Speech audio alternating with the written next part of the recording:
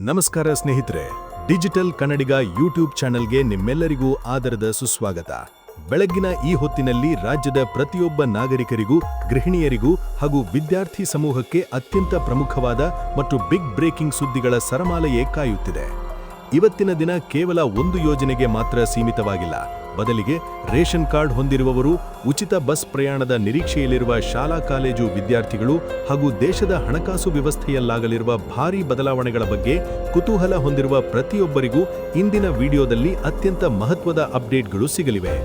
ಗೃಹಲಕ್ಷ್ಮಿ ಯೋಜನೆಯ ಬಾಕಿ ಇರುವ ಕಂತುಗಳ 4,000 ರೂಪಾಯಿ ಹಣದ ವರ್ಗಾವಣೆ ಪ್ರಕ್ರಿಯೆ ಒಂದೆಡೆಯಾದರೆ, ಸರ್ಕಾರದ ನಿಯಮಗಳಲ್ಲಾಗಿರುವ ದಿಢೀರ್ ಬದಲಾವಣೆಗಳು ಫಲಾನುಭವಿಗಳಲ್ಲಿ ಒಂದಷ್ಟು ಆತಂಕ ಮತ್ತು ಕುತೂಹಲವನ್ನು ಸೃಷ್ಟಿ ಮಾಡಿವೆ.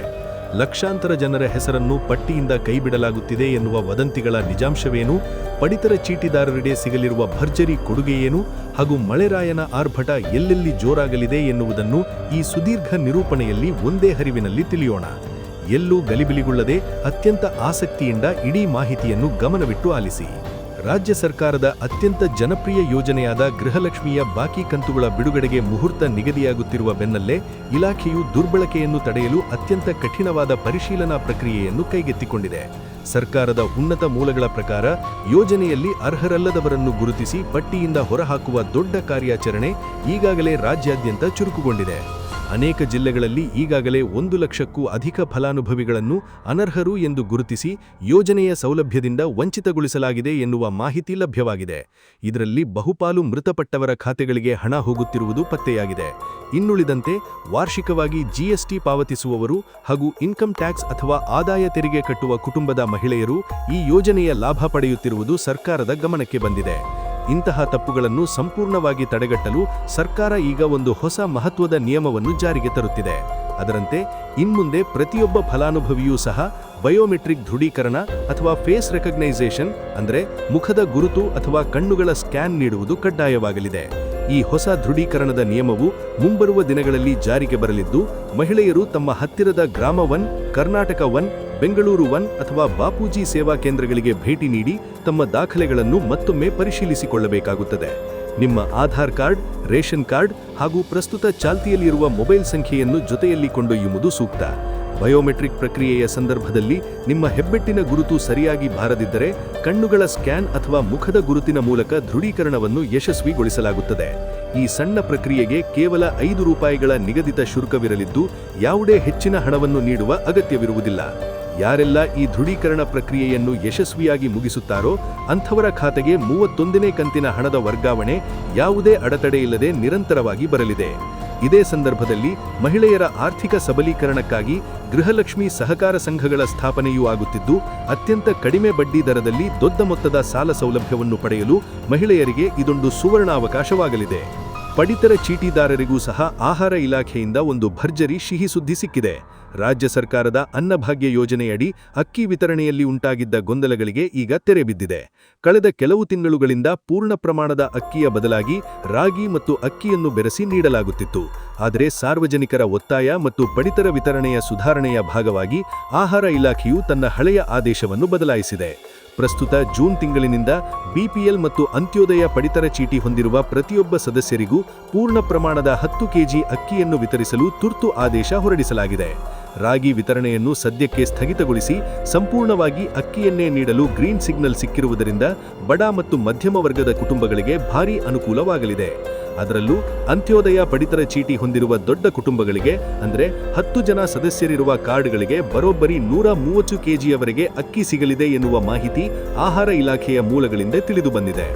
ಇಂದಿರಾ ಕಿಟ್ ವಿತರಣೆಯ ಬಗ್ಗೆ ಸದ್ಯಕ್ಕೆ ಯಾವುದೇ ಅಧಿಕೃತ ಅಪ್ಡೇಟ್ ಸಿಗದಿದ್ದರೂ ಈ 10 ಕೆಜಿ ಪೂರ್ಣ ಅಕ್ಕಿ ಯೋಜನೆಯು ಜನರಲ್ಲಿ ಸಂತಸ ತಂದಿದೆ. ಇನ್ನು ಶಾಲಾ ಕಾಲೇಜು ವಿದ್ಯಾರ್ಥಿಗಳಿಗೆ ಸಾರಿಗೆ ಇಲಾಖೆಯಿಂದ ಒಂದು ಅತ್ಯಂತ ದೊಡ್ಡ ಕೊಡುಗೆಯೊಂದು ಪ್ರಕಟವಾಗಿದೆ. ಈ ಹಿಂದೆ ಕೇವಲ ವಿದ್ಯಾರ್ಥಿನಿಯರಿಗೆ ಮಾತ್ರ ಸೀಮಿತವಾಗಿದ್ದ ಉಚಿತ ಬಸ್ ಪ್ರಯಾಣದ ಸೌಲಭ್ಯವನ್ನು ಈಗ ರಾಜ್ಯದ ಎಲ್ಲ ಶಾಲಾ ಕಾಲೇಜುಗಳ ಗಂಡು ಮಕ್ಕಳಿಗೂ ವಿಸ್ತರಿಸಲು ಸರ್ಕಾರ ಅಧಿಕೃತವಾಗಿ ಆದೇಶ ಹೊರಡಿಸಿದೆ. ರಾಜ್ಯದ 4 ಪ್ರಮುಖ ಸಾರಿಗೆ ನಿಗಮಗಳಾದ ಕೆಎಸ್ಆರ್ಟಿಸಿ, BMTC, NWKRTC ಮತ್ತು KKRTC ಬಸ್ಸುಗಳಲ್ಲಿ ಇನ್ಮುಂದೆ ವಿದ್ಯಾರ್ಥಿಗಳು ಉಚಿತವಾಗಿ ಪ್ರಯಾಣಬಹುದಾಗಿದೆ. ಇದಕ್ಕಾಗಿ ವಿದ್ಯಾರ್ಥಿಗಳು ಯಾವುದೇ ಹಣವನ್ನು ನೀಡುವ ಅಗತ್ಯವಿರುವುದಿಲ್ಲ. ಈ ಘೋಷಣೆಗೂ ಮುನ್ನವೇ ಕೆಲವು ವಿದ್ಯಾರ್ಥಿಗಳು ಈಗಾಗಲೇ ಹಣ ನೀಡಿ ಬಸ್ ಪಾಸ್ ಪಡೆದಿದ್ದರೆ ಅಂಥ ವಿದ್ಯಾರ್ಥಿಗಳಿಗೆ ಸಾರಿಗೆ ಇಲಾಖೆಯು ಆ ಹಣವನ್ನು ಪೂರ್ಣವಾಗಿ ವಾಪಸ್ ರೀಫಂಡ್ ಮಾಡಲಿದೆ ಎಂದು ಸಾರಿಗೆ ಸಚಿವರು ಸ್ಪಷ್ಟಪಡಿಸಿದ್ದಾರೆ. ಈ ಉಚಿತ ಬಸ್ ಪಾಸ್ ಪಡೆಯಲು ವಿದ್ಯಾರ್ಥಿಗಳು ಸೇವಾ ಸಿಂಧು ಪೋರ್ಟಲ್ ಮೂಲಕ ಅಥವಾ ಬೆಂಗಳೂರು 1, ಕರ್ನಾಟಕ 1 ಕೇಂದ್ರಗಳಲ್ಲಿ ತಮ್ಮ ಆಧಾರ್ ಕಾರ್ಡ್, ಸ್ಟೂಡೆಂಟ್ ಐಡಿ ಮತ್ತು ವಿದ್ಯಾಸಂಸ್ಥೆಯ ಮುಖ್ಯಸ್ಥರ ಸಹಿ ಹಾಗೂ ಸೀಲ್ ಇರುವ ಫಾರ್ಮ್ ನೀಡಿ ಅರ್ಜಿ ಸಲ್ಲಿಸಬೇಕಾಗುತ್ತದೆ. ಇದೇ ವೇಳೆ ಶಕ್ತಿ ಯೋಜನೆಯಡಿ ಪ್ರಯಾಣಿಸುವ ಮಹಿಳೆಯರಿಗೂ ಸಹ ಒಂದು ಪ್ರಮುಖ ಸೂಚನೆ ಇದೆ. ಸದ್ಯಕ್ಕೆ ಆಧಾರ್ ಕಾರ್ಡ್ ತೋರಿಸಿ ಉಚಿತವಾಗಿ ಪ್ರಯಾಣಿಸುತ್ತಿರುವ ವ್ಯವಸ್ಥೆಗೆ ಮುಂದಿನ ದಿನಗಳಲ್ಲಿ ಬ್ರೇಕ್ ಬೀಳಲಿದೆ. ಸ್ಮಾರ್ಟ್ ಕಾರ್ಡ್ ವಿತರಣೆ ಪ್ರಕ್ರಿಯೆ ಪೂರ್ಣಗೊಂಡ ನಂತರ ಪ್ರತಿಯೊಬ್ಬ ಮಹಿಳೆಯೂ ಕಡ್ಡಾಯವಾಗಿ ಶಕ್ತಿ ಸ್ಮಾರ್ಟ್ ಕಾರ್ಡ್ ಹೊಂದಿರಲೇಬೇಕು. ಇಲ್ಲದಿದ್ದರೆ ಉಚಿತ ಟಿಕೆಟ್ ಸಿಗುವುದಿಲ್ಲ. ಪುರುಷರಿಗೂ ಸಹ ಇಂತಹದ್ದೇ ಸ್ಮಾರ್ಟ್ ಕಾರ್ಡ್ ನೀಡಲಾಗುವುದಾದರೂ ಅವರು ಅದರಲ್ಲಿ ರೀಚಾರ್ಜ್ ಮಾಡಿಸಿ ಹಣ ಪಾವತಿಸಿ ಪ್ರಯಾಣಿಸಬೇಕಾಗುತ್ತದೆ.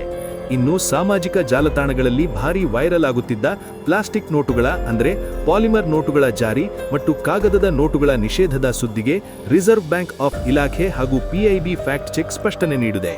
ಜೂನ್ 30ರೊಳಗೆ ನೋಟುಗಳು ಬದಲಾಗುತ್ತವೆ ಎನ್ನುವ ಸುದ್ದಿ ಕೇವಲ ವದಂತಿಯಾಗಿದೆ. ಸದ್ಯಕ್ಕೆ ಯಾವುದೇ ನೋಟುಗಳನ್ನು ಬ್ಯಾನ್ ಮಾಡುವ ಯೋಚನೆ ಸರ್ಕಾರದ ಮುಂದೆ ಇಲ್ಲ. ಪ್ಲಾಸ್ಟಿಕ್ ನೋಟುಗಳ ಜಾರಿ ಕೇವಲ ಆರಂಭಿಕ ಸಂಶೋಧನಾ ಹಂತದಲ್ಲಿದೆಯೇ ಹೊರತು ಸದ್ಯಕ್ಕೆ ಯಾವುದೇ ಅಧಿಕೃತ ಜಾರಿ ಇಲ್ಲ ಎಂದು ಸ್ಪಷ್ಟಪಡಿಸಲಾಗಿದೆ. ಕೊನೆಯದಾಗಿ ಹವಾಮಾನ ಇಲಾಖೆಯಿಂದ ಬಂದಿರುವ ಪ್ರಮುಖ ಮಳೆಯ ಮುನ್ಸೂಚನೆಯನ್ನು ನೋಡುವುದಾದರೆ ಮುಂಗಾರು ಮಳೆಯ ಆರ್ಭಟ ರಾಜ್ಯದಲ್ಲಿ ತೀವ್ರಗೊಂಡಿದೆ. ಕರಾವಳಿ ಭಾಗದ ಜಿಲ್ಲೆಗಳಾದ ಉಡುಪಿ, ಉತ್ತರ ಕನ್ನಡ ಮತ್ತು ದಕ್ಷಿಣ ಕನ್ನಡ ಜಿಲ್ಲೆಗಳಲ್ಲಿ ಭಾರೀ ಮಳೆಯಾಗುವ ಮುನ್ಸೂಚನೆ ಇರುವುದರಿಂದ ಹಳದಿ ಅಲರ್ಟ್ ಘೋಷಿಸಲಾಗಿದೆ. ಇದರೊಂದಿಗೆ ಉತ್ತರ ಒಳನಾಡಿನ ಬೆಳಗಾವಿ, ಬಾಗಲಕೋಟೆ, ವಿಜಯಪುರ ಮತ್ತು ಕಲಬುರಗಿ ಜಿಲ್ಲೆಗಳಲ್ಲೂ ಗುಡುಗು ಸಹಿತ ಭಾರೀ ಮಳೆಯಾಗುವ ಸಾಧ್ಯತೆ ಇದೆ ಎಂದು ಮಲೆನಾಡು ಭಾಗದ ಕೊಡಗು, ಚಿಕ್ಕಮಗಳೂರು, ಹಾಸನ ಮತ್ತು ಶಿವಮೊಗ್ಗ ಜಿಲ್ಲೆಗಳಲ್ಲಿ ಭಾರೀ ಬಿರುಗಾಳಿ ಸಹಿತ ಮಳೆಯಾಗಲಿದೆ ಎಂದು ಸಾರ್ವಜನಿಕರು ಹಾಗೂ ರೈತ ಬಾಂಧವರು ಮುನ್ನೆಚ್ಚರಿಕೆ ವಹಿಸುವಂತೆ ಸೂಚಿಸಲಾಗಿದೆ. ಇವಿಷ್ಟು ಇಂದಿನ ಪ್ರಮುಖ ಮತ್ತು ಅಧಿಕೃತ ಸುದ್ದಿಗಳ ವಿವರಗಳಾಗಿವೆ. ಕೃಷಿ, ಉದ್ಯೋಗ ಹಾಗೂ ಸರ್ಕಾರದ ಎಲ್ಲ ಯೋಜನೆಗಳ ಇಂತಹದ್ದೇ ನಿಖರವಾದ ಮತ್ತು ದೃಢೀಕೃತ ಮಾಹಿತಿಗಾಗಿ ನಮ್ಮ ಡಿಜಿಟಲ್ ಕನ್ನಡಿಗ ಯೂಟ್ಯೂಬ್ ಚಾನೆಲ್ ಅನ್ನು ಹಿಂದೆ ಸಬ್ಸ್ಕ್ರೈಬ್ ಮಾಡಿಕೊಳ್ಳಿ ಮತ್ತು ಪಕ್ಕದಲ್ಲೇ ಇರುವ ಬೆಲ್ ಐಕಾನ್ ಒತ್ತಿ ಆಲ್ ನೋಟಿಫಿಕೇಶನ್ ಆನ್ ಮಾಡಿಕೊಳ್ಳಿ. ಈ ವಿಡಿಯೋ ನಿಮಗೆ ಇಷ್ಟವಾಗಿದ್ದರೆ ದಯವಿಟ್ಟು ಒಂದು ಲೈಕ್ ಮಾಡಿ ಮತ್ತು ನಿಮ್ಮ ಪರಿಚಿತರೆಲ್ಲರಿಗೂ ಶೇರ್ ಮಾಡಿ. ಮುಂದಿನ ವಿಡಿಯೋದಲ್ಲಿ ಮತ್ತೊಂದು ಪ್ರಮುಖ ಮಾಹಿತಿಯೊಂದಿಗೆ ಭೇಟಿಯಾಗೋಣ. ಧನ್ಯವಾದಗಳು.